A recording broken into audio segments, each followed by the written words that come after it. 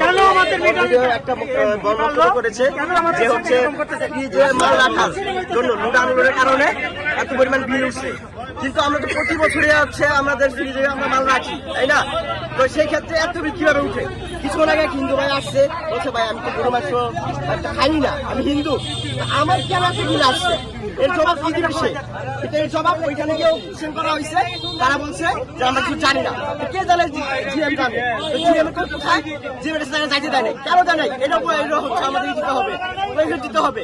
এবং অবশেষে আমি বলতে পারি যে তারা যে পরিমাণে টাকা বাড়াইছে, কেন বাড়াইছে, কি কারণে বাড়াইছে, এটা কোথায় থেকে হচ্ছে এই অনুমোদন দেওয়া হয়েছে এত টাকা বাড়ানো?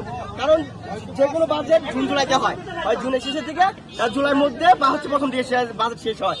সেক্ষেত্রে এখন বাজেটও পাস হয়নি, সামনের মাসে হচ্ছে এই বিদ্যুৎ বিলের বাজেট পাস হবে। এখন তিনি সামনের মাস থেকে আমাদের কি হয়নি, তো এই মাসে কেন এত বিল রাখা হলো? এটা জবাব আমরা চাই।